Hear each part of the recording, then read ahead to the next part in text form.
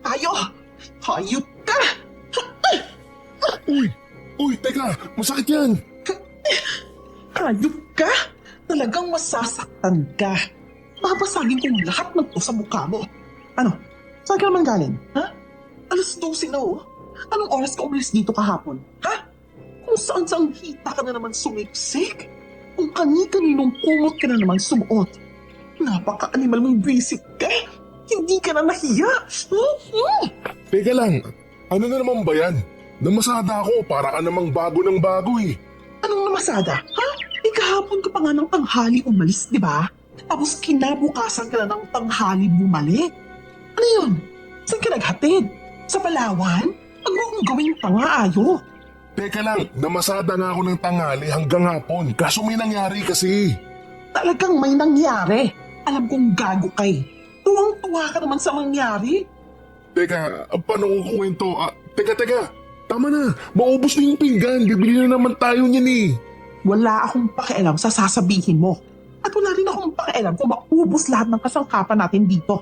Kahit manghiram ako ng mga kasangkapan sa kapitbahay, mabasag ko lang yung pagmumukha mo, walang hiya ka. Napakaano mo naman. Pagpaliwanagin mo muna kasi ako. Namasada nga ako, ikaso muntik akong matisgrasya. Saka, teka, wag yung kaldero. Teka lang, may dala akong milk tea. Ano? Milk tea? Hayop ka, ano yan? Suhol? Patayin kita, walang hiya ka. Matcha to.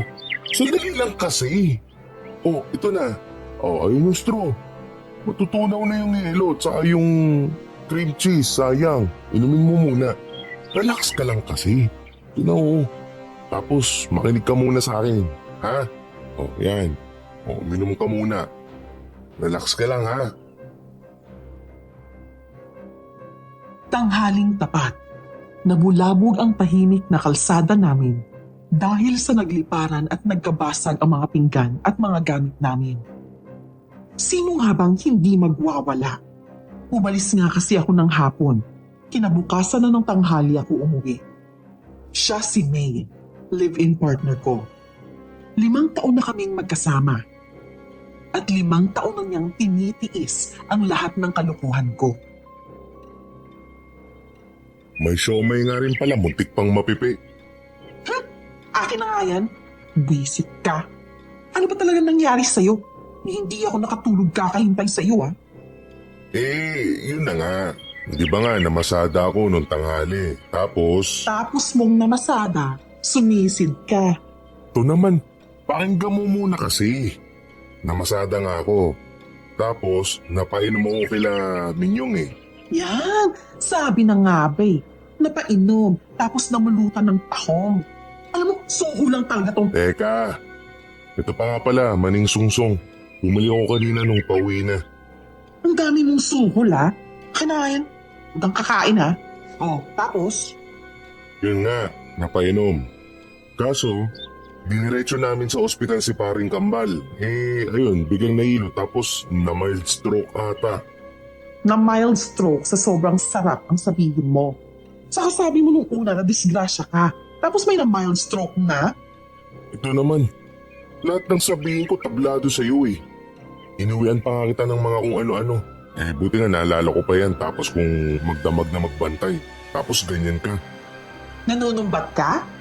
Ano, sinusumbat mo to? Hindi. Easy ka lang. Alam mo, hindi mo naman ito naaalala dahil parang may pasalubong ka. Hindi ito pasalubong. Alam nating pareho na suhol to. Alam mo, lagi kang ganyan eh. Hindi naman to yung unang beses, di ba? Uumagahin ka, tapos darating ka dito na may dalang suhol. Kakainin mo naman. Saka, kulang. Baka mamaya, pagbabatuin mo naman ako eh. Ano, nagre-reklamo ka? Paano hindi mo bungangaan, gumagawa ka ng katarantaduhan? Yang kwento mong may na-stroke, hindi ako naniniwala. Invento mo lang yan. Sana ka na-stroke yan eh. Sana nga, na-stroke na yung buong tropa nyo. 1 oras pa akong sinabon ni May habang nilalaklak niya ang lahat ng pasalubong ko. Ni hindi na niya ako naalok ng tanghalian. Matapos niyang simutin lahat ng dala ko, binulyawan pa niya akong linisin lahat ng nabasag na kasangkapan. Sa kanya binirahan ng tulog. Matapos kong magligpit, tumulala na lang muna ako sa tricycle ko sa kanto. Hoy, pre! Ang ingay mo. Oh, ano na naman? Pero mas maingay kanina sa bahay nyo. Bagyo na naman sumalubong sa iyo ah. Bagyong May. Anong signal ba? Signal number 12. Ayun. Pati nga sa amin ramdam yung bagyo eh. Sa buong kalsada damang-dama yung hagupit pre. Paano? Uutang ka na naman ng mga kasangkapan kay Pepsi niyan. Pero pwede namang hindi utang yun eh. Ibibigay nga sa'yo yun ng libre. 3 putok lang pre, kayang-kaya mo yun. Gago, baka magkasakit pa ako sa baklang yun. Buko lang katapat noon pagkatapos. Kaysa naman mangutang ka na naman ng mga pinggan. Saka 3 putok lang naman eh. Kagabi nga nakawalo ka yata dun kay anak ng bunganga mo, ulul. Mas mato bibig mo eh, no? Saka hindi ko inano yun. Hindi lang ako nakalis. Hinangin niyo ba naman yung tricycle ko eh? Oh, saan ba kasi kayo nagpunta? Maniwala akong di mo inano yun. Kayo na lang naiwan dun eh. Saka bawal tanong. Di ka sumama eh. Huwag ka na magtanong, basta huwag ka magulo pag ano. Lalo na pag nagkagulo, quiet ka na lang boy. Oo na, bahala kayo. Basta wala ako dyan ha. Oh, yung jacket ko nga pala. Pati yun, buburaguti mo pa. Kami na yun. Basta sarado mo lang yung bibig mo pag ano ha. Oh, to. Yan ang jacket mo. Di mo man lang nalaban yan pre. Pero, bango pa rin ha, amoy mo. Amoy dalaga na. Raulo mo. Bagay na naman naabutin ko yan eh. Sige na, layas na. Napasayero na ako. Sige, basta. Sarap lang ngapin yan, pre. Saka yung sinabi ko, sarado bibig ha. Si Boyet, isa sa mga wasak kong kabarkada. Mabango nga ang jacket ko nang isauli niya sa akin. Amoy kulon. Hiniram niya ang jacket nung isang gabing nag-inuman kami. Pati tricycle ko, bigla nilang tinangay nung iba pa naming katropa. Marami akong hindi alam sa mga nangyari doon. Pero ang malinaw sa akin, yung nangyari sa amin ng babaeng kasama kong naiwan nang bigla silang nagsialis. Namasada na ako at nakakaisang pasahero pa lang ako. Sumulpot na si May sa pilahan namin sa kanto. Hoy Ayo, Uy, May. Ba't ka nandito? May ulam na akong iniwan doon ah. sino yung nakaangkas sa'yo kanina, ha? Ano? Eh di, pasero. Ano na naman ba? Anong pasahero? Ba't naka-backride? Ha? Eh, puno na yung loob eh. Nandun yung nanay tsaka yung mga anak niya sa loob. Siya na yung pumuesto dito sa likod. Grabe naman to. Anong grabeng pinagsasabi mo dyan? Alam mo, simula ngayon, sasama na ako. Ako na lang magbabakride sa'yo nang hindi kung sino-sino nakakapit sa'yo. Ang lala mo. Bahala ka na nga. O yan, napasero na. Ano te, saan kayo? O, kumapit ka lang dyan ha. O, suot mo tong jacket. Lamig-lamig eh. Rico, ba't ka namato? Tarantado ka talaga, no? Bakit mabango tong jacket, ha? Ay, naku, sinasabi ko na nga pa eh. Ha? Eh, ano, hiniram ni paring Boyet. Eh, ganyan na nung binalik. Baka sinuot ng asawa. Ito naman. Oo, ka nang namimingot bigla. Rico! Visit ka talaga? Ay, naku, ewan ko sa'yo. Habang tumatakbo kami, tuloy din kami sa angilan tungkol sa mabangong jacket na yun. Ni hindi niya yun sinuot at ipinanghahataw lang sa akin habang nagmamaneho ako. Yung pasahero ko na lang ang nahiya sa sobrang kalat naming mag-away ni Nay. Nang makababa si ate sa ospital, agad na may pumalit sa kanya. Sumakay ang isang matanda. Pero hindi siya isang ordinaryong matanda sa lugar namin. Saan ho tayo, Nay? Sa bukid. Kila Kapete ho ba? Lampas doon, sa may dulo pa. Ah, sige ho. Matalas ang mata, pero ilag kung tumingin. Mabagsik at nakakatakot na mukha. Laging nakaitim na talokbong. Si Aling Irma. Ang aling tampulan na maiitim na chismis sa lugar namin. Hindi ko maipaliwanag, pero parang nilalamig ako pag nasusulyapan ko ang mata niya. Para ba akong nangingilag sa tingin niya? Para din akong ninenervyos na may kasalanan dahil sa presensya niya. Nang makababa ito, binati pa nito ang mabangong amoy ng jacket ko. Sa isip-isip ko, napakatalas naman ng pang-amoy ng matandang to. At bakit naman binati pa niya talaga yun?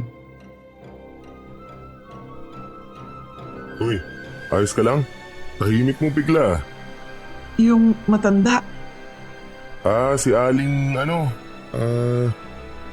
basta parang ewan nga yun no? Ano ba? Natakot ka doon? ewan ko, hindi naman siguro. Pero ang ano niya tumingin no, ang talim. Tapos parang napansin pa tong visit na jacket mo. Nakita ko tuloy lalo yung nakakatakot na mata niya. Tapon ko na lang kaya to dito sa bukid. Total, nabibisit naman ako sa amoy. Uy, wag! Yan na lang yung jacket ko eh. Hoy, may pusa! Nagsisimula ulit kaming magtalo nang biglang may itim na tumawid sa makitid na pilapil. Buti hindi ko tuluyang naikabig yung manibela, kundi sa patubig kami babagsak. Ewan kung paanong may pusang tumawid. Ewan kung saan nagmula at kung saan napunta. Patubig ang magkabilang gilid ng pilapil. Maya-maya pa, nagulantang ako nang sumulpot sa side mirror ang nagbabagang mata ng pusa. Biglang nasa upuan na ito, sa loob ng tricycle. Napaiktad ako. Tumalon din palabas ang pusa. Pag-uwi namin ng bahay, masama na ang katawan ko. Mainit, pero pinagpapawisan ako ng malamig. Uy, anong nangyari? Nilalamig ka? Parang pero parang ang init din. Magkape ka para mainitan pa yung katawan mo. Pag-iinit kitang tubig, tapos maligo ka na. Parang hindi ako makaligo. Patimpla na lang ako ng kape, tapos mahihiga na ako siguro. Sige, sandali. Akin na yung jacket na yan. Susunugin ko na. Sus, huwag ka sige, yan na nga lang jacket ko eh. Akin na. Lalabhan ko lang bukas eh. Ang may kasalanan kasi. Pahatak na kinuha ni May ang jacket. Padabog niya ring isinalpak yun sa labahin. Kumiga na ako matapos magkape. Hindi ako mapakali sa higaan. Maya't maya akong napapalingon sa sulok at bintana ng kwarto. Para bang may kung anong nakapwesto dun. Kahit sa ilalim ng kama, wala namang gumagalaw. Pero parang may kung anong humihina. At kahit sa unan, para bang may kung anong boses dun kapag nakadiin ang tenga ko sa unan. Kinabukasan, namasada ako kahit para akong lutang at nilalamig. At doon sa pilahan namin, nasagap ko ang pinagchichismisan ng mga kapwa ko tricycle driver. Noong isang araw pa yon, abay warak daw yung dalagita eh. Pero buhay naman daw, ni hindi nga lang pangkalakad, ni hindi makapagsalita. Tulala raw eh, kala mo raw dinroga eh. Oy pre, ano yan? Ano nangyari?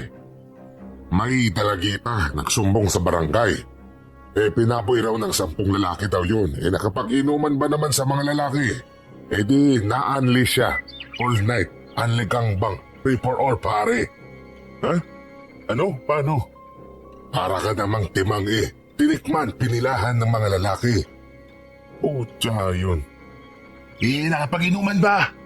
Malamang din yan nakapag-inuman tapos napakaikli pa ng suot. Nakikita ko yung batang yun, laging labas ang puso eh. Kabata-bata umaalembong ng ganun. Ang panalo doon, yung short na tinipid sa tela. Maitim yung batang yun eh. Pero napakakinis naman. Lagi pang mukhang mabango yan eh. Bata pa nga yun, parang wala pang 20 yun eh. Baka ni wala pang 18. Pero yung katawan nun, Sanya Lopez. Bangis ng hubog nun. Mula taas hanggang ibaba, bakat putok yun. Parang bardahan yung katawan. Pero nagmamakaawa ang mukha, no? Pag ganun nga ba naman ang nakainuman mo, talagang madedemonyo utak mo. 2 araw mong kinukwento yun nung 1 linggo. Kaso ayaw sumakay sa tricycle mo. Sinupulan mo ba naman eh? Ang mabigat dito, anak pala ni Aling Irma yun. Ano? Yung pinagbubulungan nilang dun? Yun, si Aling Irma. Ano kaya mangyayari? Yung anak ng kilalang aswang dito ginahasa. Ewan ko kung anong impyerno mangyayari sa kung sino mang bumaboy sa anak ng matandang yun. Naalala niyo dati, mga higit 10 taon na yun. Buong pamilya yung sabay-sabay na namatay. Yung pamilyang Kalabaw. Di ba't hiniya ng pamilyang yun si Aling Irma sa palengke? Ano nangyari? Maka 1 linggo lang, sabay-sabay silang inilibing. Ni hindi pinaalaman o kinamatay o ngayon. Yung mga nagpasarap doon sa anak ni Aling Irma, malamang bangungot ang aabutin kahit dilat sila. Sus, kasalanan ng bata eh. Saka kasalanan ni Irma. Hayaan mo ba namang magbalandra ng katawan yung anak mo? Kabata-bata nakapag-inuman ng gano'n ng itsura. Kaya ayun, hindi sininop ang anak niya. Kung sawa ka na sa buhay mo sabihin mo yan kay Aling Irma. Ayan Ate, sakay. Ay, tricycle daw. Tama na chismis. Tama na lamon dyan may pasahero. Ano saan? SM. SM ate, saglit. Tahimik na tahimik. Pero kumalat ang nakaririmarim na balita. May dalagitang ginahasa sa barangay namin. Ginahasa, hindi lang ng iisang tao. Ewan kung OA o chismis lang. Pero 13 kalalakihan daw ang gumahasa sa pobreng dalaga. Pero kung bakit tahimik ang pagkalat ng matinding balita, yun ay dahil ang sinasabing biktima ay anak ng kinatatakutang tao sa lugar namin. Kinahaponan, nakita ng lahat si Aling Irma. Bumili ito ng ulam sa karinderya, pero may dalang itak at sako.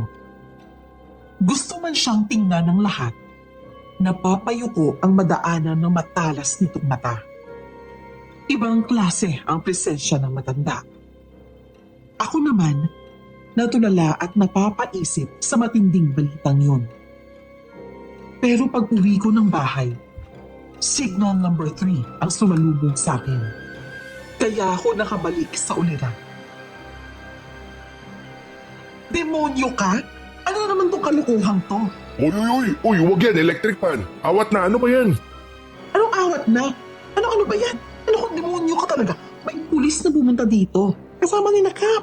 Yung tropa niyo pinapatawag sa presinto. Ano? Presinto? O bakit daw?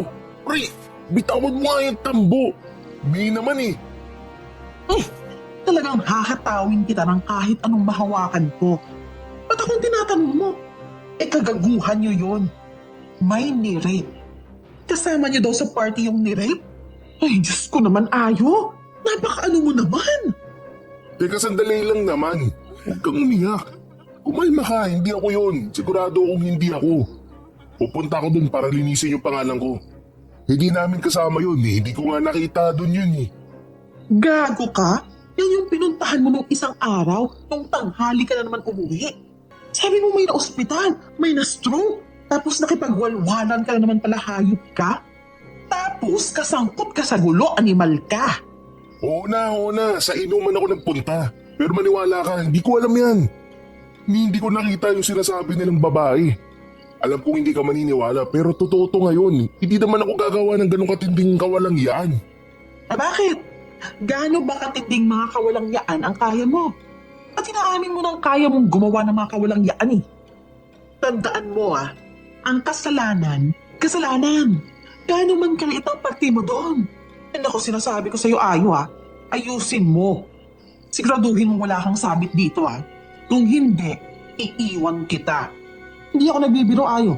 Itatapon talaga kitang hayop ka. Matapos niyang bitiwan ang mabigat na bantang yun, binagsak niya ang pinto at doon magulgol sa kwarto.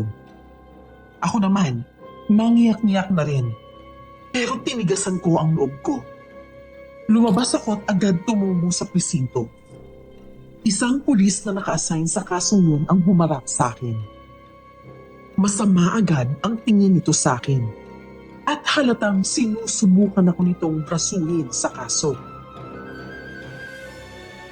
Brad, nandun ka. Kayo ng tropa mo. Oo sir, nandun nga ako pati tropa namin. Pero yung babaeng yun, yung bata, hindi ko nga ako nakita yan eh. Brad naman, yung inuman na yun, yung kasiyahan na yun, hindi yun ginanap sa isang malaking resort. Maliit na bahay lang yun. May maliit na bakuran lang din. Paano hindi mo nakita yung dalagita? Pero sige, ang malinaw, naroon ka rin at nakikipag-inuman ng gabing yun. Hindi ko nga po nakita, sir. Malay ko ba kung nandun ka ba o wala? Nandun ho. Nasabi ko na noong umpisa pa lang. Tinuan mo yung pagsagot-sagot mo sa akin ha. Baka gusto mong ilibing na kita kahit wala ka pang kaso. Libing agad? Maangas lang kayo dahil sa baril niyo. Ano nga mo? Tarantadong to Anong gusto mong palabasin? Bubulong-bulong ka pa dyan ha? Sir, pasensya na. Pero yun nga po yun. Hindi ko nga ho nakita yung babae, yung bata. Alam mo ikaw, huli ka na, pumipilipit ka pa. Pag nakausap ko yung iba at nakuha ko ang dapat kong malaman, todas ka na. Makausap ko lang yung iba pa at may ebidensya lang ako para makumpirma. Sabog ang tumbong mo sa akin. Sa ngayon, makakalis ka na. Sana naman sir, huwag niyo akong pag-initan. Sino bang pinag-iinitan? Ikaw tong naunang maangas Tapos kala mo inaapi ka ngayon. Lumayas ka na nga. Sinasabi ko lang sa'yo, huwag na huwag kang lalayo. Kakausapin pa kita. Oras na lumayo ka. Alam mo naman na siguro ibig sabihin ng para sa amin. Hindi ako lalayo sir. Wala akong kasalanan. Kaya hindi ko kailangan umalis at magtago. Sabi mo tignan natin. Sige na, sibat na. Yung pusa mo, bitbitin mo yan ha. Baka sa banas ko iyan ang tirisin ko. Ha? Hindi sa akin yan Nagulat rin ako nang ituro ng pulis ang itim na pusang nakasunod sa akin. Agad namang tumakbo at tumalon palabas ng bintana ang pusa. Lumabas na rin ako at dumiretso na lang sa pamamasada. Nakita ako ni Boyet at umangkas siya para mang-usisa habang namamasada ako. Ano pre? Wala ka kanina sa pilahan Saka ba bumiyahe? Ba't mo naman tinatanong? Ba't ayaw mo sumagot? Masama bang magtanong? Hindi masama magtanong pero masamang namimilit ng sagot. Sino ba namimilit? Baka ikaw napilit ka ng sumagot ng mga pulis dun sa presinto. Pre, ayoko nang minamatyagan yung mga galaw ko Hindi ka minamatyagan. Nakita ka lang ni Dodoy, papunta ka sa presinto. Ba't ka ba nagpunta ron? Paano kung hindi pupunta dun? Yung mga pulis, asawa kong dinatnan sa bahay. Natakot yung asawa ko kaya kailangan kong ayusin yun. Baka ikaw yung natakot sa asawa mo. Pero kailangan mong sabihin sa akin, ano ba yung binanggit mo sa mga pulis? Pucha naman pre, pulis ka rin ba? Kailan ka pa naging investigador? Ba't mo pa inaalam lahat? Hindi ako pulis. Huwag kang namimiloso po. At alam mo kung ba't ko inaalam kung anong kinuwento mo dun. Wala akong kinuwento. Wala akong may kukwento. Sumagot ako sa mga tanong. Sinabi ko lang nandun ako, yung tropa natin. Pero hindi ko kako nakita yung bata dun. Ba't galit ka? Tatanong lang Buti yun lang sinabi mo. At tandaan mo, buong tropa tayo dito. Kung sakali, Buong tropa tayong Anong buong tropa? Ano yung pinagsasabi mong buong tropa tayong hindi ko nga alam kung anong ginawa nyo eh. Pre, ba't ka sumisigaw? Saka may alam ka man o wala, kasali ka na. Yan ang tandaan mo. Umiinit ang mga palitan namin ni Boyet. Hindi ako makapaniwalang para lang niya akong binabantaan. Pakiramdam ko, sinusukol ako sa bagay na wala akong kinalaman. Pero ang totoo, ako man ay naguguluhan na kung may kinalaman nga ba ako at ano ang mismong kinalaman ko sa kung ano man ang mga nangyari. Naputol naman ang umiinit naming diskusyon nang makita naming sa gilid ng kalsada si Aling Irma. Kumaway ang matanda. Pasikuha kong sinenyasan ni Boyet para hindi hintuan ang alay. Pero itinabi ko ang tricycle. Yun nga lang ay walang kagalaw-galaw sa pagkakatayo ang babae at nakatitig lang sa akin. Saan ho kayo, Nay? Nasa kayo ba kayo? Pre, bante mo na, pre. Ano ba, pre? Nay? Nawala! Pusang gala, pare. Sabi ko sa'yo eh. Nalingat lang ako para silipin ang relo ko. Wala na ang matanda. Medyo kinilabutan ako noon. Nang iaabante ko na ang tricycle, natigilan ako nang matanaw ko naman ang pusang itim na nakahiga sa mismong tapat ng gulong ko. Binusinahan ko ang pusa at tumakbo naman ito. Hindi pa man nakakaisang kanto, nagulat naman kaming pareho ni Boyet nang may magsalita sa loob ng tricycle. Doon ulit ako sa dulo. Ay, pusang gala. Ali, paano? Bakit hindi mo suot ang jacket mo? Pre, dito na ako. Yung kaibigan mo, delikado yung ginawa niyang yon. Ho? Oo nga ho eh. Siguro malamang nasira yung tiyan. Baka kung mapano yun. Ano ho? Ayos lang ho yun. Hindi niya dapat ginawa yun. Napakamapanghas. Ho? Ewan ko nga ho ba doon, bigla-bigla na lang tumatalon. Baka nga ho nasira yung tiyan. Ikaw din. Delikado ang ginawa mo. Mag-iingat kang mabuti. Pilit kong inililihis ang pagkakaunawa ko sa mga sinasabi ng matanda tungkol kay Boyet. Pero nagbara na ang lalamunan ko sa nerbiyos at panlalamig sa huling binitawan sa akin ng matanda. Hindi ako nakasagot at pagsilip ko sa matanda sa side mirror, wala na ito. Nasa kalagitnaan ako ng napakalawak na bukid noon. Walang katao-tao at mga 7:00 na ng gabi. Dali-dali kong minaniobra ang tricycle sa napakakitid na pilapil. Kailangan kong makabalik sa labasan. Halos mahulog ang tricycle pero maiikot ko ito. Sinikaran ko ang tricycle para sana iarangkada na to. Pero ayaw umabante. Inakala ko pang nabalaho ito sa butas o bato. Kaya bumaba ako para tingnan ang gulong sa likuran. Paglingon ko, laking gulat ko nang ang nandudumilat na mga mata ng matanda ang tumambad sa akin. Uy, pusang gala! Mga lapastangan, magbabayad.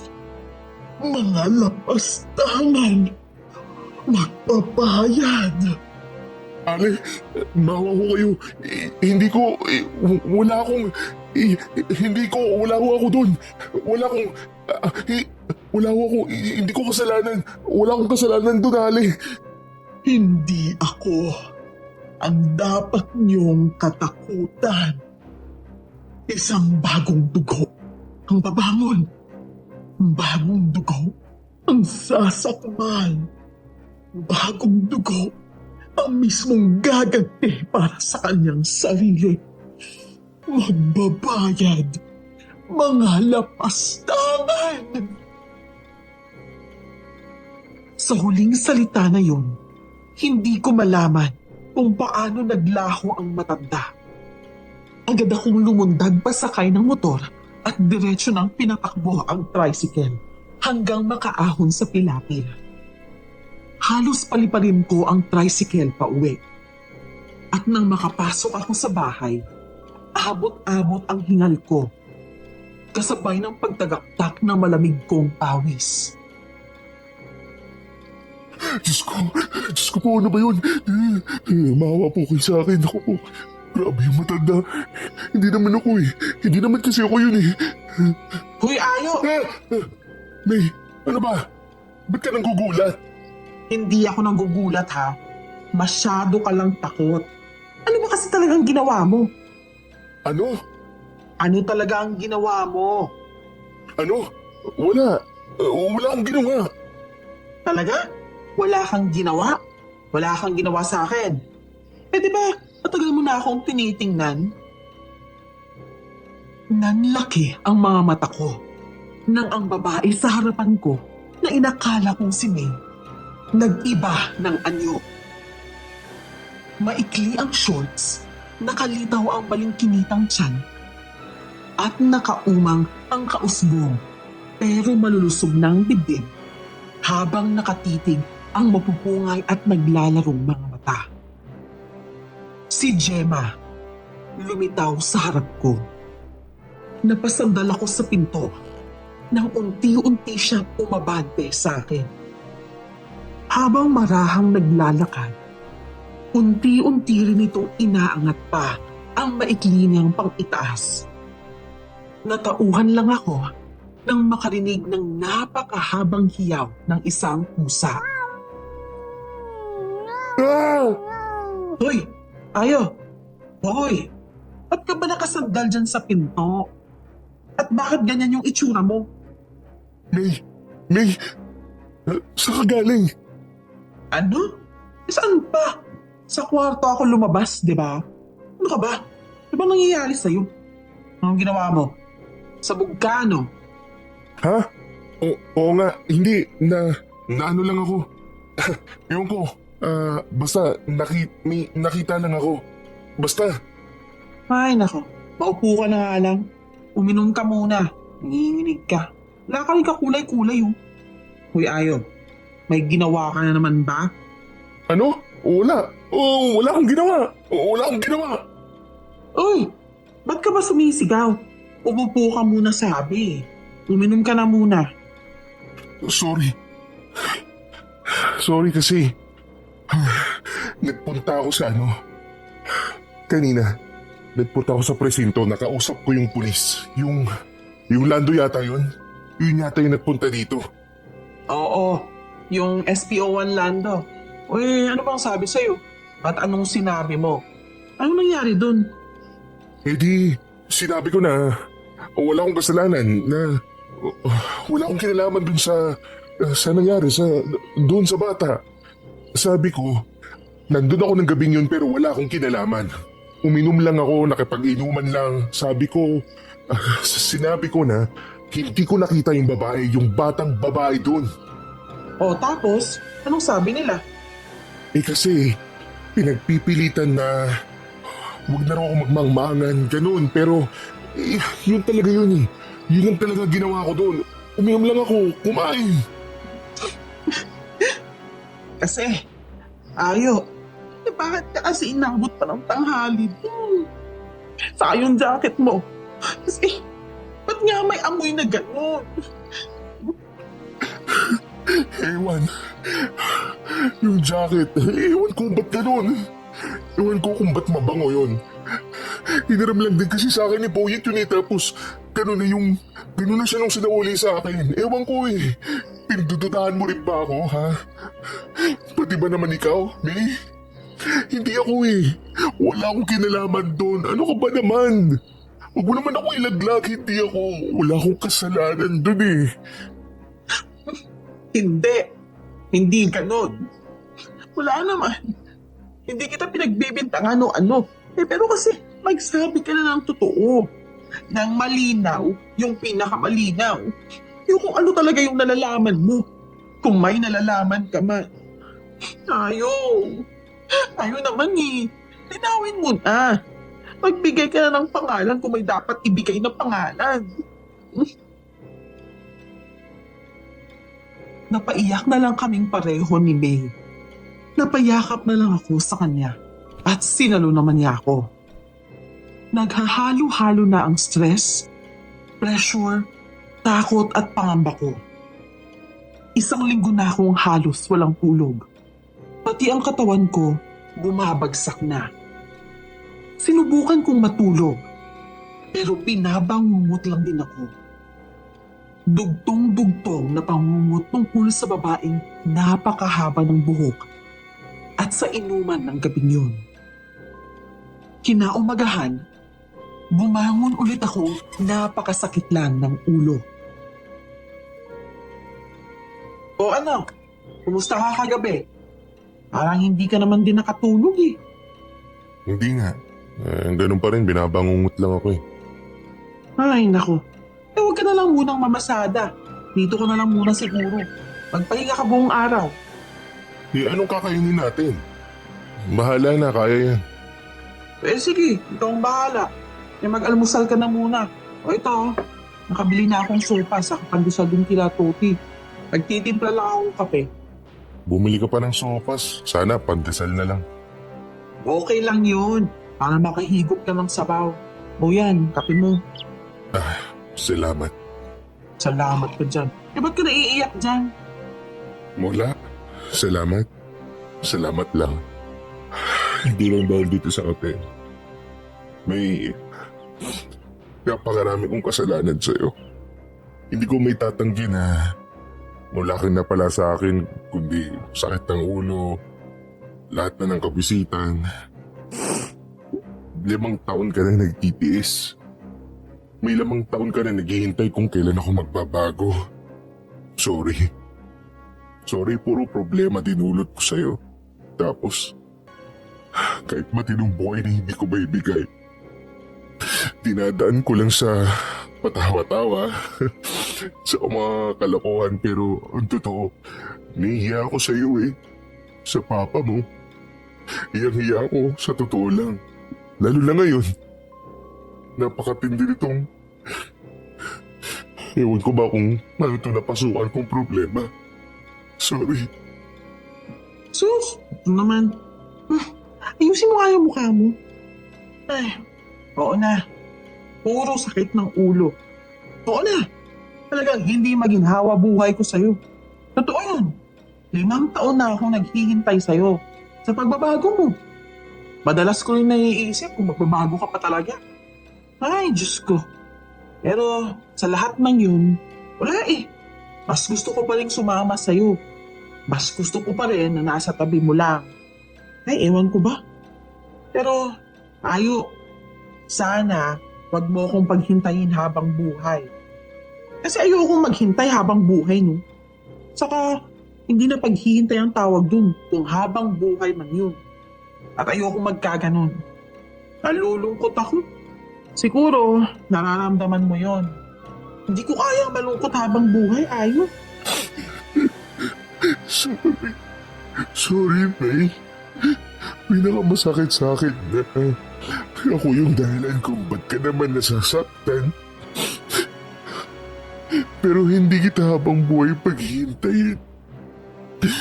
Ayoko rin namang magkaganon ka. Sorry, May. Sorry.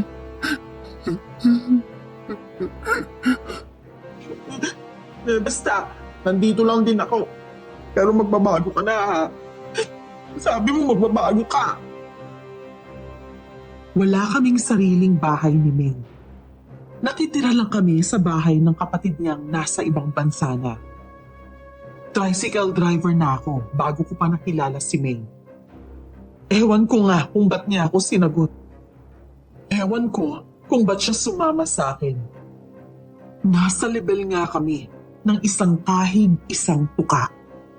Kung di ako mamamasada, wala kaming kakainin. Pero ito siya sa tabi ko. 5 taon nang nagtitiis at nagdudusa sa kakarampot kong na ibibigay. At mas malaki pa doon, problema at sakit sa ulo. Ayo, pag-outing naman tayo. Ha? Labas tayo. Labas? Tara, labas natin tong mesa. Tara, doon tayo sa bukid. Ngayon na ba? Pakabwisit naman ito eh. Outing nga eh, swimming, ganun. Swimming. Sorry. Paano tayo magsiswimming? Pang-araw-araw lang meron ako eh. Gusto mo, dyan tayo sa patubig. Di ba? Biro lang. Pero yun nga, sorry May, kasi kahit yun man lang, wala ako eh. Drama mo? Dami mong dada. Kahit walang pera, makakapag-outing tayo no. Ano? Paano nga? Di sa patubig nga, ganun, o sa batya. Korne mo? Hampasin kaya kita ng batya. Yan sinasabi ko sa iyo eh. Alam mo lang, sumisid. Wala kang ibang diskarte. Alam mo ba yung resort dyan sa kabilang barangay?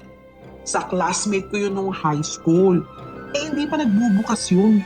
Naghahanap kasi sila ng mga pwedeng tumesting. Pero, may mga inaayos pa, pero pwede na magamit ng mga kakilala lang muna. So ano, tara, ngayong weekend lang. Para makapagpahangin naman tayo. Sige, total stress na stress na eh. Makapagpalamig muna siguro. Diskarte mo rin talaga no? Swabe ah. Aba syempre naman, mas swabe ako sa'yo pag ako nag-iisip. Mamamasada ako ngayon. Bibili kitang swimsuit. Sa dami at bigat na mga nangyayari, siguro nga kailangan ng break, ng time out kumbaga. Kaya yun na ang ginawa namin ng weekend na yun. Bigla kaming naka-private resort kahit wala namang budget. Napakalawak ng lugar at napakalinis. Ipinagamit sa amin ang napakaraming mga pool. Pati pool table at videoke ay inabuso namin. Halos nabundat rin kami sa dami ng pagkain. Ang kaibigan kasi ni Meng, nagdagdag pa ng mga pagkain bukod sa mga binaon namin. Grabe, para tayong mga timawa. Walang kabusugan pero sige lang, ayos lang yan. Ano timawa? Ikaw lang yun, no? Ikaw lang halos umubos ng napakaraming yuyempo eh. Tapos pang-apat na kanin mo na yan. Wow, langya, parang hindi ka nagmukbang ng halimasag no? Kawawa sa'yo sagad kung makasupsup Ilang minuto lang matapos itaob ang lamesa, lundag ulit kami sa pool. Papangatlo na kami sa isang sulok ng pool nang bigla akong matigilan sa natanaw ko sa mapunong parte ng resort. Bumitiw ako kay May at bahagyang dumukwang paangat sa gilid ng pool para tiyakin ang nakita ko. Ay! Ay! Ano ba? Ano ba yun? Dun sa mga puno may ano Ewan ko kung ano yun. May nakita akong tao ata. Ano? May tao? Tinakita niya tayo. Huwag ka magulo. May gumagalaw sa halamanan. Sandali lang. Uy, aahon na. Ano gagawin mo? Sira ulo ka talaga. Huwag mo ko iwan dito. Yung mga damit ko nandun sa kabilang dulo. Uy! Teka lang, dyan ka lang. Bukod sa anino ng parang taong nakita ko sa likod ng mga puno, naggagalawan rin ang mga halaman at ang damuhan doon. Hindi ako lumayo sa pool, pero dumambot ako ng mga bato. Paghagis ko ng bato, narinig kong lumagaslas ang tubig sa pool kung nasaan si May. Sa lakas at bigat ng tunog ng tubig, para bang may kung anong malaking tumalon dito. Nagsisigaw na si May. Kahit walang damit, gumapang siya paahon. Diyos ko, ano yun? Ayo! Ayo, ano ba yun? Teka, wala kang damit. Dito ka. Itapi mo muna tong tuwalya. Kukunin ko yung damit mo sa kabila. Ay! Huwag mong iwan dito! Ayo! Malayo ang kabilang dulo ng pinag-iwanan ng swimsuit ni May. Ang pagkakamali ko, naiwan ko siya. Bago ko pa makuha ang damit niya, Narinig ko na ang tarantang nagsisigaw si May. Narinig ko rin ang marahas na kaluskos mula sa masukal na parte ng resort na tinitingnan namin kanina. Ah! May tao! Ayo! May tao sa puno! Tingnan mo, Ayo! May! Sandali! Nandiyan na ako! Hoy! Lumayas ka kung sino ka maggago ka! Paglapit ko kay May, natanong ko nga ang figura ng tao sa itaas ng puno. Nagtatago pa ito sa mga sanga at malalaking dahon. Pero kitang-kita pa rin ito dahil hapon pa lang. Tila nahulog ang taong nasa puno. Nang bumagsak ito sa sukal, agad ko itong pinuntahan. Laking gulat ko ng isang pusang itim ang napakatuling tumakbo palabas sa sukal. Dumiretso ito sa bakod at doon na tumalon palabas. Gamit ang naputol kong sanga, ginalugad ko pa rin ang mga damo at halaman. Wala na akong kahit anong nakita doon. Agad ko na rin ipinasok sa kwarto si May.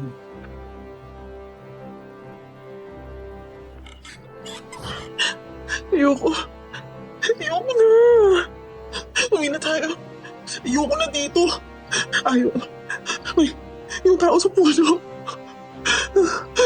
Oy, teka lang. Kumalma ka muna. Tubig. Uminom ka muna ng tubig. Wala na yun eh. Wala na. Tsaka nakita mo, pusa yun. Pusa lang pala yun.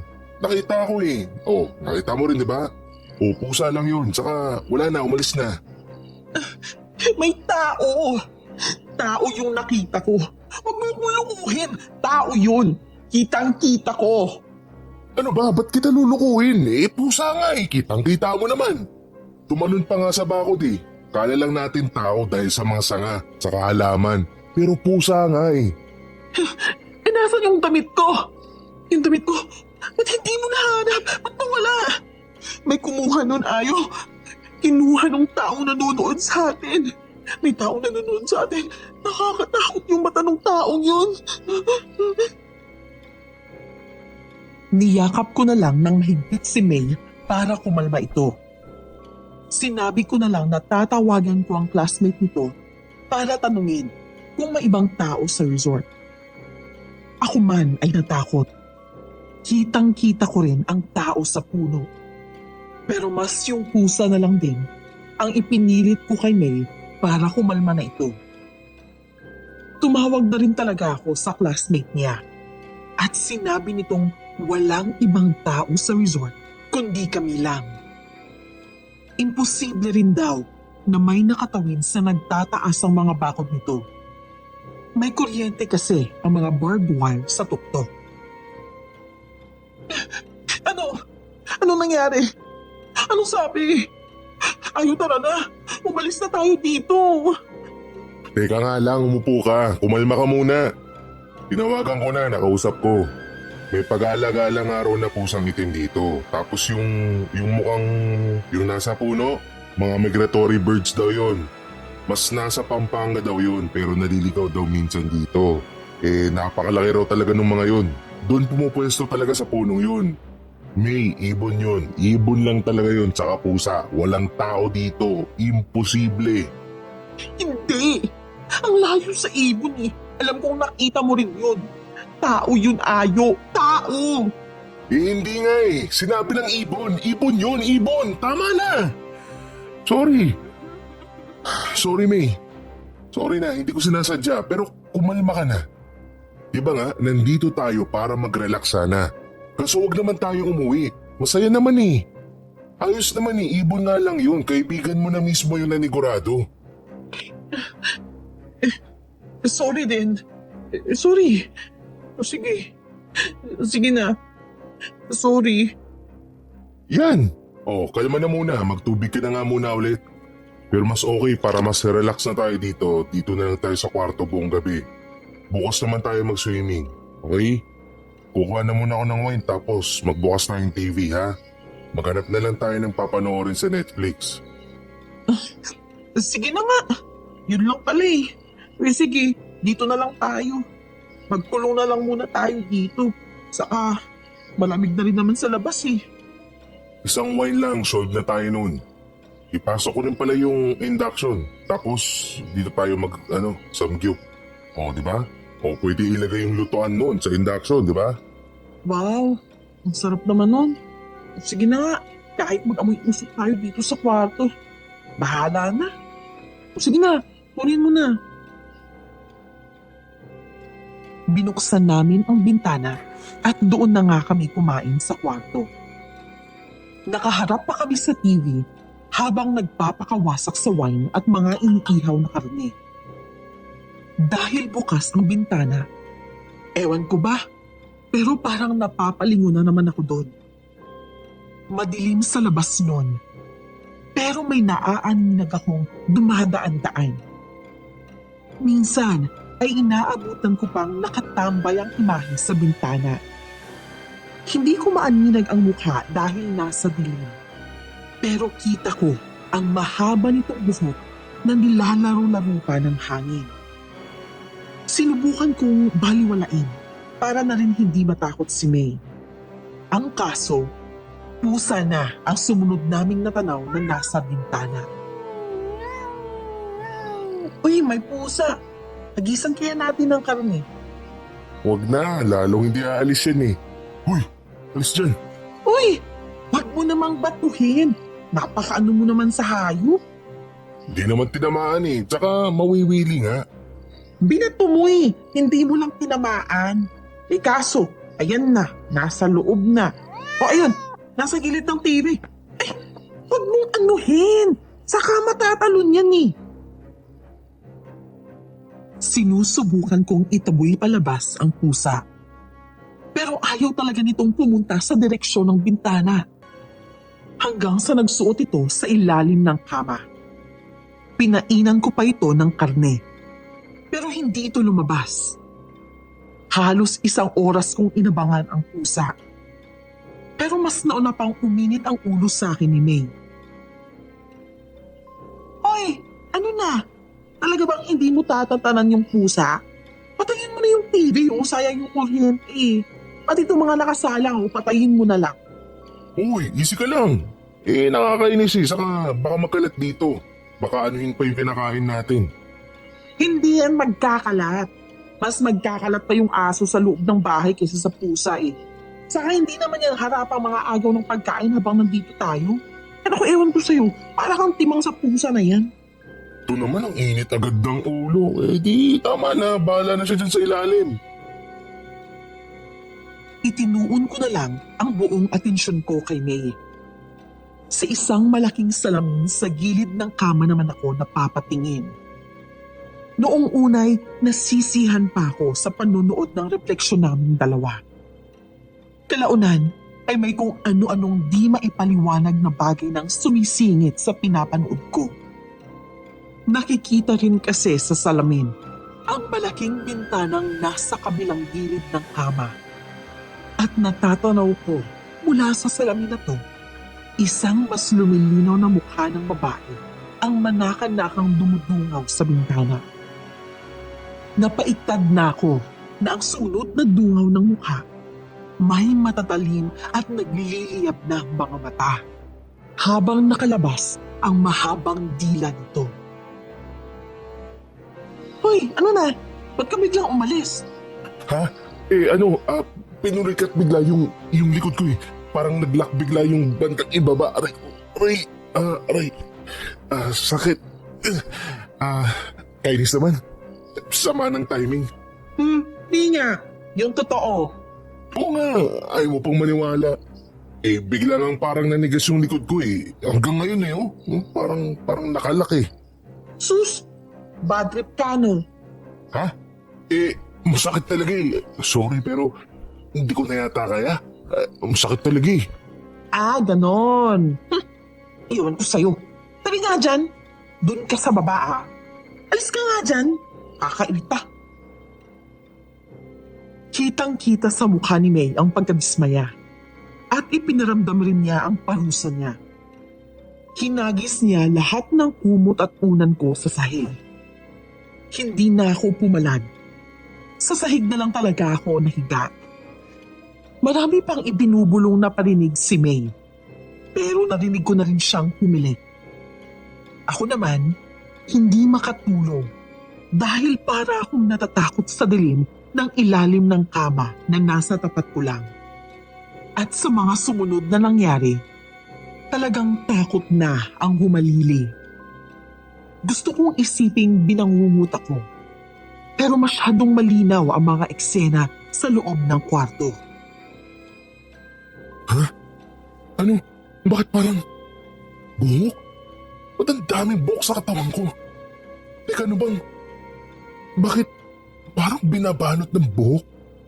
Nandito na ako. Ito ako. Ayan na ako. May, ikaw ba yan? Sino? Ba't may ibang babae? Yung mga buhok, ang haba. Ito na ako. Ayan na. Nandyan na ako. Namatay ang lampshade. Sa tanglaw ng buwan, naaaninag ko ang isang babaeng gumagapang. Hindi sa sahig, kundi sa kisame. Marahang bumababa sa pader. Ang buhok ng babae nakabagsak sa akin at tila binabalutan ako't pinipigilang makagalaw. Napakabagal ng paggapang niya. Kasing bagal ng paulit-ulit niyang binibigkas na tila nanlalambing. Pero nakakakilabot. Ito na ako. Namiss niyo ba ako? Nandyan na ako. Ito na ulit ako. Ikaw? Bakit ba? Sino ka ba? Hindi kita kilala. Tigilan mo ako. Layuan mo ako. Umalis ka na. May! May, tulungan mo ako. May, gumising ka! Kilala mo ko. Yung jacket mo. Kinumot mo pa sa akin yung jacket. Ito na ako. Ayan na ako. Nandyan na ako. Mula sa kisame, agapang sa pader, nakababa na sa sahig, at palapit na sa akin ang gapang ng babae. Umabot na sa mukha ko ang nababalutan ng buhok. Ulo, mata, at bibig na lang ang naigagalaw ko. Pero gaano man kalakas ang sigaw ko, walang ibang tumutugon sa akin kung hindi ang malumanay na boses lang din ng babaeng may hawak sa akin. Dahil nasa paanan ko siya, bumuelo ako ng isang bugsong piglas. Pero bago pa ako nakapitik, nakalipat sa ulunan ko ang babae. Nakatutok na ng pabaliktad ang mukha nito sa mukha ko. Pabaliktad akong tinitigan ng mata nitong naglalagablab. Maya-maya pa, marahan niyang inilawit at pinahaba ang dila niya. Banayad niya itong inihilamos sa mukha ko hanggang sa subukan niya itong ipasok sa bibig ko. Isang beses pa, sinubukan kong sumigaw ng napakalakas. Ito na! Ako! May! Gising, Hungas. Arestado ka. Ha? Ano? Ano nangyari? Hoy! Ano yan? Sino ka? Lumabas ka dito! Ayo! Hoy! Lumabas ka dito! Bumungad sa mukha ko ang nakatutok na flashlight at baril. At ang pamilyar na mukha, nakayuko at nanggagailiti sa akin. Ang pulis na si Lando. Siya ang bangungot na humugot sa akin mula sa isa ring bangungot. Pati si May na nakahimbing at komportabling nakapangilalim lang, nabulabog at nagsisigaw. Sinubukan kong bumangon dahil bumaling na ang tanaw ni Lando kay May. Pero isang tadyak sa dibdib ang nagpaunat ulit sa akin. Hayop ka! Huwag mong... Humiga ka lang. Easy ka lang, boy. Easy. Ganda-ganda ng view dito eh. Hanip tong bebot mo ah. Kinis. Baka naman pwede ko munang pasadahan to. Sira ulo ka! Gago! Ayo! Huwag kang magkakamali! Takbo, May! Anak ng... Hoy! Balik dito! Masyadong wild yung asawa mo ah. Lalapas ng nakaburles. Natakot akong baka kung ano ang gawin ni Lando kay May. Mabuti na rin na sumunod dito sa akin at nagtatakbo na lang palabas. Doon na ito nagsisigaw at lalo yung ikinairita ni Lando. Ipinosas niya ako, hindi sa kamay, kundi sa paa. Ni hindi niya ako pinagdamit. Kinaladkad niya akong naka-boxer shorts. Binalagbag niya ako kahit sa mga hagdanan hanggang sa makalabas ng resort. Pagtapat sa police mobile, ibinalibag niya ako paloob. Nagsilabas ang mga tao dahil sa pagsigaw ng saklolo ni May. Pero mabilis nang pinatakbo ng polis ang sasakyan. Sa presinto, doon na ako dinikdik ni Lando. Boss! Boss, tama na! Masakit, boss! Tama na! Talagang masasaktan ka kapag hindi mo pa inamin yung pambababoy mo dun sa bata. Boss, wala akong nga aminin, hindi ako.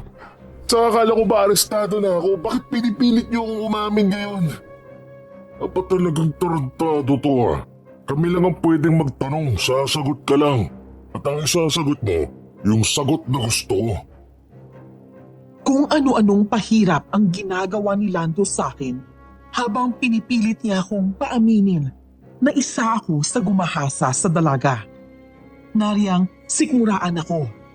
Paulit-ulit akong tinatadyakan. Iniipitan ng mga bala ang pagitan ng mga daliri ko, saka ito pinipiga. Sa sobrang hirap, puro sigaw lang din ang naisasagot ko. Tibay ka ha? Kupre message mo. Sinabi ng hubad eh. Maawa ka, boss. Hirap na ako. Pakawalan mo na ako. Wala akong ginawa. Ulul! Hubad, tignan natin kung di ka pa umamin dito. Puwersahang hinubad ni Lando ang shorts ko. Naglabas siya ng tali. Pagkaraan ay itinali nito ang ari ko. Pinatuwad ako ni Lando, saka pinosas ang dalawang kamay ko sa paa ng isang mabigat na lamesa. Ang tali sa ari ko, binatak ng binatak ni Lando habang pinipilit pa rin akong umamin. Dito na ako umihi ng dugo, pero wala akong maamin. Tarantado kang animal ka? Talaga ayaw mo? Eh kung yung asawa mo na lang kaya yung tanungin ko, ha? Pero tatanungin ko habang nakabuka ka. Nakita ko kanina, pangbakbakan yung asawa mo. Ako na bahala doon. Demonyo! Aaminin ko na. Ako ang gumawa. Ako na. Demonyo kayo. Huwag niyong gagalawin yun, mga hayop. Ako na gumasa, ako na. Sa takot sa gagawin ni Lando kay May, mabilis kong inamin ang paratang sa akin. Pagkapirma sa mga papeles, agad akong tinapon sa kulungan. Kakapasok ko pa lang, itinambak agad ako sa Bartolina. Makitid, walang hangin, walang liwanag. Dito na ako tinakasan na yata ng katinuan nang matanaw ko sa napakaliit na bintana ang dalagitang sinasabi nilang ginahasa. Nakilala ko ang mukha niya dahil nahahagip siya ng mga ilaw sa labas. Mga hayop, May. Hirap na ako, May. Wala akong kasalanan. Paano ba ako napunta dito? Diyos ko po. Alam kong marami akong kalokohan pero hindi naman pwede yung mangyari sa akin to. Hindi naman po talaga ako yun. Kumusta? Gusto mo, samahan kita dyan? Ikaw na naman. Wala akong ginawa sa'yo. Maawa ka naman sa akin. Hindi ako yung umano sa'yo. Humawa ka naman. Wala akong ginawa. Lahat kayo biglang nagmamakaawa. Pero ako, walang nakinig sa akin nung nagmakaawa ako. Pero magbabayad ka. Magbabayad kayo. Kayong lahat na hindi nakinig nung ako ang nagmakaawa. Pati mga mahal niyo sa buhay, magbabayad. Hindi. Wag. Wag si May. Hoy, halimaw. Dito na nabuo ang loob ko na tumakas. Nagsisigaw ako at nagkakalampag. 2 oras akong nagwala. At nang sumilip ang isang gwardya, nagdahilan akong kailangan kong magbanyo. Sinamahan naman ako nito. Sinamantala ko na hindi ako napusasan. Ewan kung paano ko nagawa. Pero mabilis kong sinunggaban ang baril ng gwardya at tinutok ito sa kanya habang iniipit ko sa pader. Pinatahimik ko siya at inutusan itong dalhin ako sa pwedeng labasan ng mga tao. Sumunod siya sa takot. Nakalabas ako sa isang maliit na gate sa likuran ng piitan. Para agad na akong maabswelto, inuna ko nang puntahan si Boyet. Dinatnan ko siyang nanginginig at bubulong-bulong sa sulok ng bahay nito. Hindi ako. Maawa ka. Patawarin mo ako. Diyos ko, may aswang. Aswang. Hoy, Judas. Ano nangyari ng gabi yun? Umamin ka o di dudurugin kita. Dinampot ko si Boyet. Bigwas, tadyak at baliwag sa kung saan-saan. Hanggang sa magkabangas-bangas ang mukha niya. Brutal kung brutal. Pero ipit na ako. Lalo si May. Nilunod ko si Boyet. At dito na siya umamin. Hayop. Mga hayop kayo. Ako nagdusa. Umamin ka kung hindi pahihirapan kita hanggang mamatay ka. Ano? Oo na pre, tama na. Ayoko na. Bitawan mo na ako, aamin na ako. Magsasabi na ako, maawa ka pre. Magsalita ka bago tuluyang maubos ang pasensya ko. Inutusan lang din ako kunin yung tricycle mo tapos kinuha namin sa bahay ni Po yung bata. Inutusan lang ako. Pinasukloban pa sa akin yung bata gamit yung jacket mo. Inutusan lang nila ako. Napakawalang yan nyo. Sino nagutos? Sino? Si Andoy. At saka yung pulis Lando. Si parang Andoy tsaka yung tropa niyang si Lando ang may pasimuno. Dinala namin sa bakanting lote yung bata tapos yun na. Oo na, pati ako nakisali. Pero nagsisisi na ako. Pare, pinatay na si Andoy. Ulang laman loob. Doon siya nakita sa bakanting lote yung pinagdalhan namin sa bata. Pati sila Mong at Nyong wala na. Pre, susunod niya ako. Tulungan mo ako. Habang nagmamakaawa si Boyet, natanaw ko sa bintana ang mga mata ng babae. Kitang-kita ko kung paanong humaba ang buhok nito at siyang ipinanghatak kay Boyet. Nang mailapit niya si Boyet sa bintana, nangilabot ako kung paano nitong inilusot ang buong kamay niya sa dibdib ni Boyet. Inilabas nito ang puso ni Boyet. Saka piniga at ipinakain sa pusang itim na kanina pa palang nanonood sa amin. Alam kong nakita na ako ng babae, pero kumaripas na ako ng takbo papunta sa bahay namin. May! May! Buksan mo, May! Ayo! Ayo!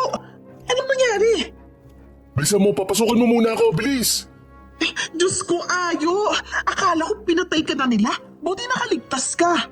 Pero anong nangyari? Di na importante yon. Mag-empake ka. Aalis na tayo. Bilis! Ha? Yung pusa? Ba't galing sa kwarto natin yung pusa? Ba't nandito yan? Ha? Ano? Kinuha ko. Kasi naawa ako eh. Ito lagi lang naman siya nandyan sa labas, di ba? Ayun, kinuha ko na. Bakit ba anong-ano ka sa pusang yan? Oh, ikala ko ba aalis na tayo? Hindi. Ba't mo kinuha yan? Alaga yan. Yan yung pusang alaga ng aswang. Ba't mo? Ilabas mo yan. Umas ka. Alis. Alis. Tao po. Magandang madaling araw. Tao po, may pugante ba dyan? Bigla naming narinig ang garalgal na boses ni Lando. Maya-maya'y bumukas ang pinto sa isang sipa nito. Nakatutok ang baril nito sa akin habang papalapit. Ang pusa tumawid sa pagitan namin at tumalon palabas ng bintana. Tinadyakan niya ako na pabalandra ako sa isang sulok. Sunod niyang ibinalibag si May sa akin. Matinig ka rin ano? Magaling. Akalain mong nadali mo yung bantay. May ibubuga ka pala eh. Hayop ka! Ikaw pala talaga! Isa ka pala sa bumaboy doon sa bata. Tapos ako yung didil mo. Para ano? Para lang iligtas yung sarili mo? Hayop ka! Bagal mo palang umintindi ano? Kala ko una palang naintindihan mo na yun. Sabi ko nga kay Boye, isama ka. Kaso ayaw mo na daw pakawat dun sa isa pang babaeng kasama nyo. Eh di si Boyet na nagmaneho ng tricycle mo. Sayang, mas masarap yung bata kaysa dun sa sinibak mo eh. Pero ayos lang, nakasibak ka rin naman eh.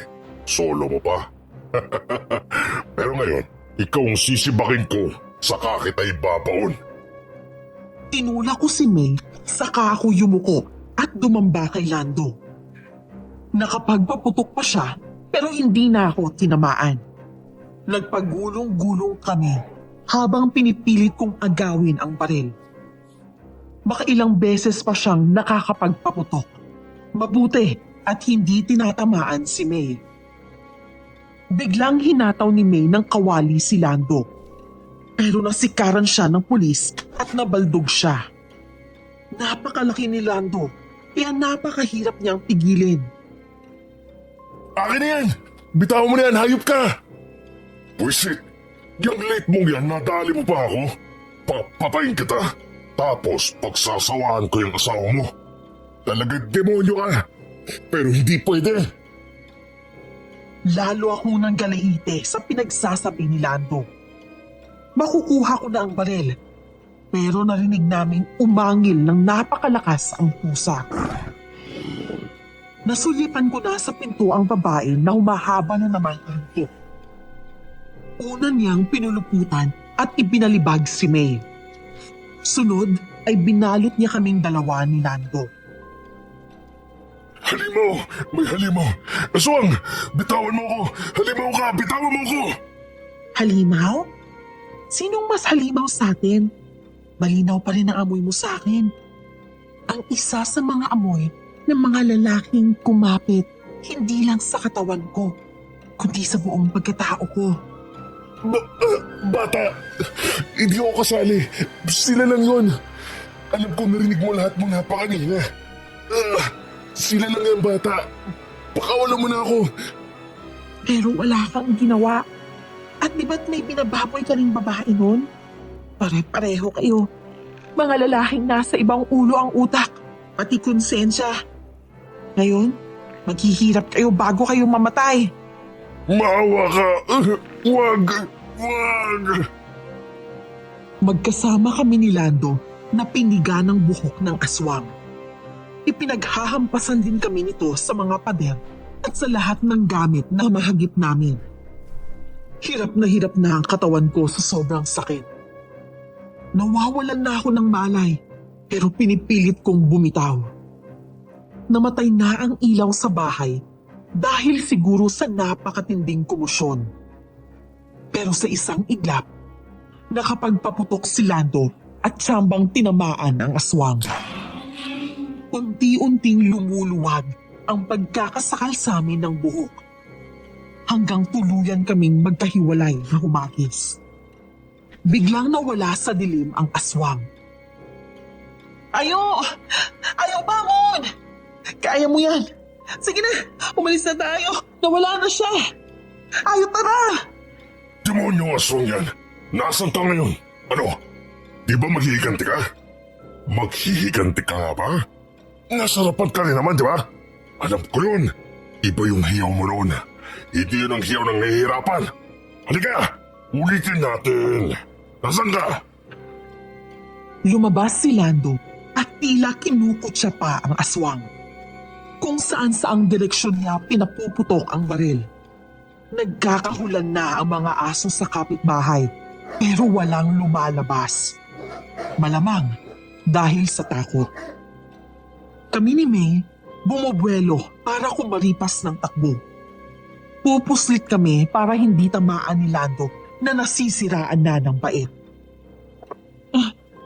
Kaya mo ba? Ano? Oo, kaya ko to. Masakit pero kaya yan. Ikaw, ayos ka lang ba? Ayos lang ako. Naihagis lang ako. Pero wala to. Hoy bata, halika na dito! Huwag kang matakot sa baril ko. Kung gusto mo, isusubo ko sa ito para masanay ka sa baril. Ikaw na tumansya kung alin ang mas matigas kong pinatikim sa'yo. Hoy!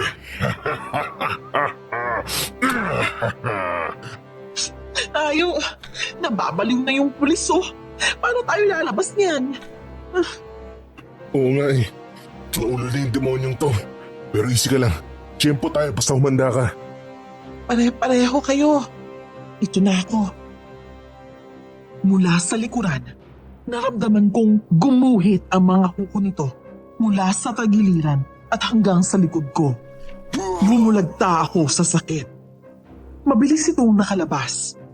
Itinayo ako ni May at sa bintana ako kumapit. Hinahabol ng mata ko ang napakabilis na kilos ng babae na tila pinaglalaroan lang si Lando. Iniikot-ikutan lang niya ang naghuhuramentadong pulis. 2 magazine na ang nakita kong itinapon nito. Habang nagkakarga si Lando ng bala, napahiyaw na lang ito at nakita kong nagtalsikan ang mga dugo. Napaluhod ito pero agad tong tumayo at mas marahas na nagpaputok habang nagmumura. Diyos ko naman, kailan ba ito matatapos? Grabe rin tong pulis Sugatan at lahat nagwawala pa rin. Sa nakikita ko, pinaglaruan lang naman siya ng aswang.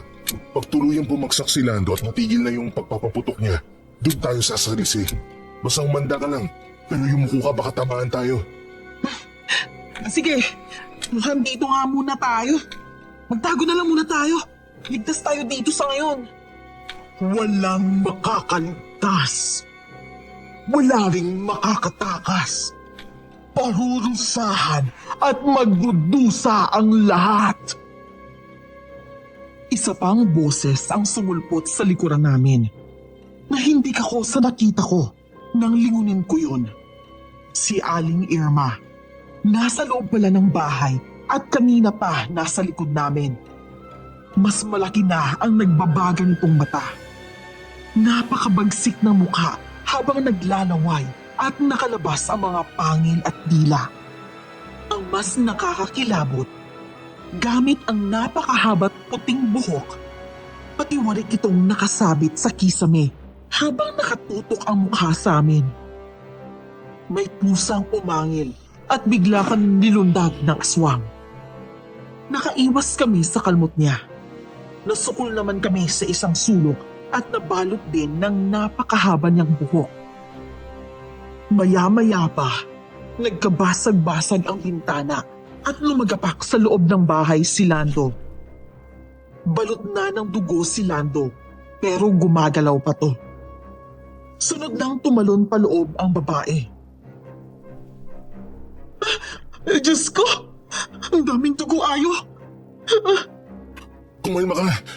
Halika dito, huwag mo tignan. Kumalma ka, dito ka. Napakahusay mo, Gemma. Nakita mo na?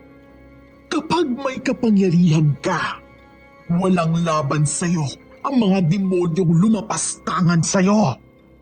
Wala akong pakialam. Sinabi ko na sa inyong ayoko nito, di ba? Hindi ko to gusto, pero kailangan ko lang gumante.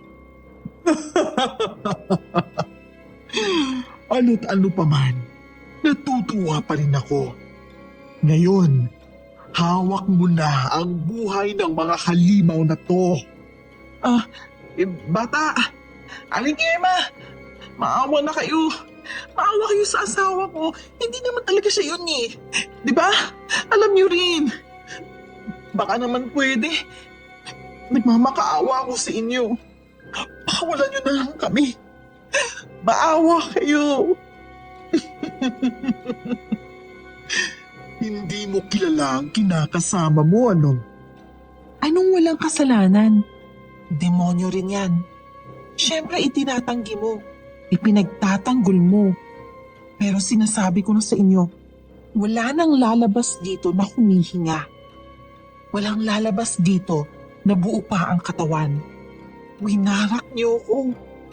Winarak niyo ang katawan ko. Ang kinabukasan ko. Ang katinuan ko. Ang pananaw ko. Ang mundo. At buong pagkatao ko. Hindi ko gustong maging ganito. Isinusumpa ko ang pagkahalimaw namin. Kinasusok naman ko ang dugong to. Pero dahil sa kademonyohan niyo, dahil sa kawalan niyo ng puso, naitulak ako dito.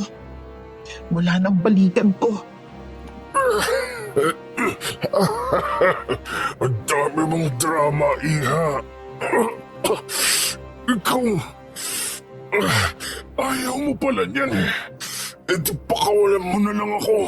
Napaka-arte mo, saka nagkukunwari ka ba?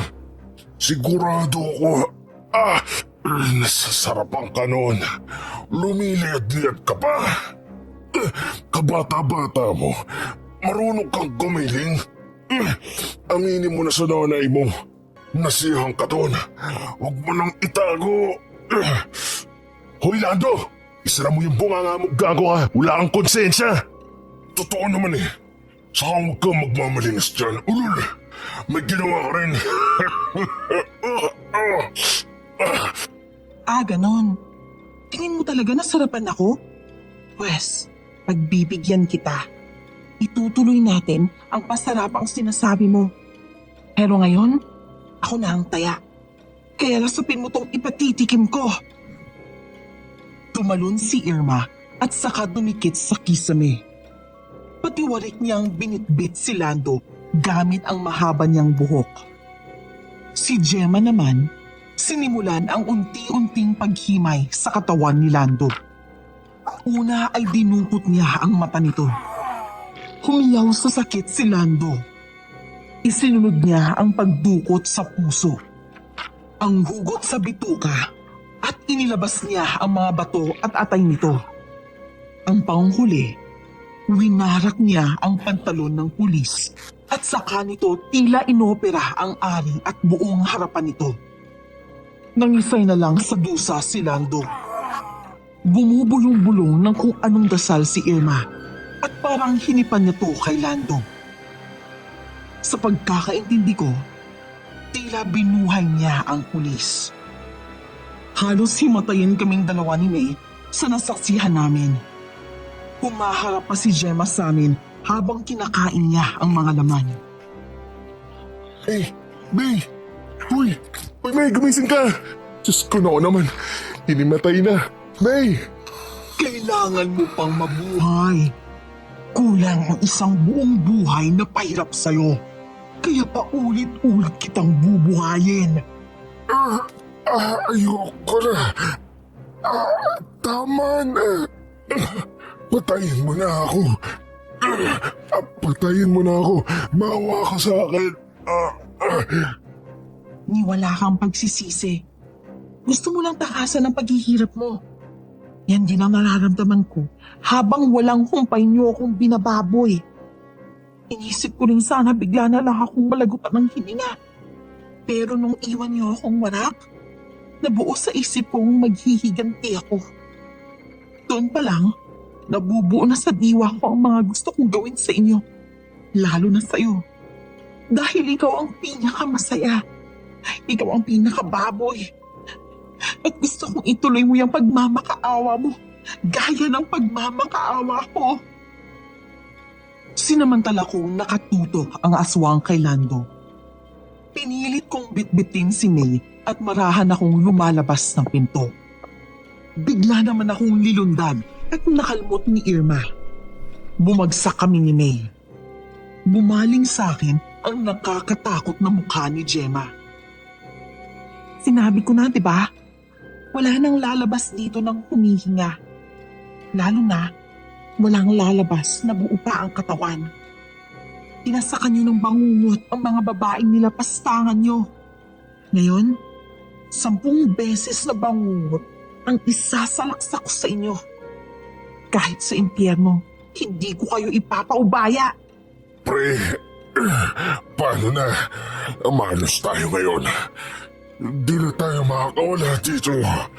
Sabayan na lang tayo ng sigaw sa gagawin yan. Walang ya! Ikaw lang demonyo. Pero pati tuloy si May nadamay. Sinong nadamay? Lahat ng nandito, demonyo. Ngayon, ikaw naman. Kasama si May, patiwarik din kaming binitbit ng buhok ni Irma. Humaba ang dila nito at pinagapang sa buong katawan ko. Pati sa ari ko, inilibot niya ang dila niya. Wala akong ibang naramdaman kundi takot. Sunod ay paulit-ulit akong dinaplisan ni Gemma ng mga kuko niya. Namamaalam na ako kay May. Bigla kaming inihulog ni May nang marinig ni na Irma ang alaga nilang pusa. Magkatabi kaming lumagpak. Marahang gumapang si Gemma papunta sa amin. Pero ang pusa biglang dumagan sa amin at humarap kay Gemma habang humuhuni. Sa wari ko, tila may sinasabi ang pusa kina Gemma. Namamanhid na ang katawan ko. At bago ako tuluyang nawalan ng malay, huni ng pusa at mga mata ni Gemma ang huli kong nasaga.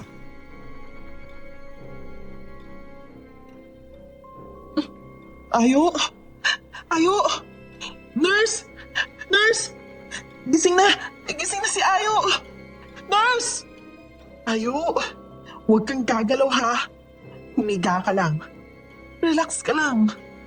May, Diyos ko, May. Paano? Buhay ka. Buhay ako. Buhay pa tayo. Diyos ko. May, patawad. Patawarin mo ako, May. Nagdusa tayo. Muntik tayong mamatay dahil sa akin. May, patawarin mo ako. Oo. At nandito din ako. Buhay tayo, Ayo. At walang nagbago. Mahal na mahal pa rin kita.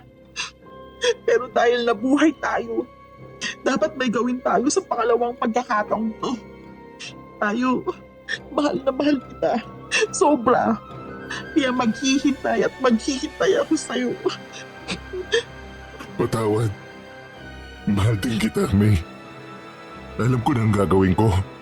Sakali lang na hindi mo ko mahintay, maiintindihan ko. Basta ano man ang mangyari, mahal na mahal kita. Buhay si May. Buhay ako. Ewan kung talagang pinaligtas ako ng mag-ina. Pero heto kami. Ewan ko rin kung himala ang nangyari. Dahil hindi bagay sa tulad ko ang himala. Si Lando, nabuhay rin. Ilang buwan siyang walang tigil na naglalakad. Hubot-hubad, laging lumuluha.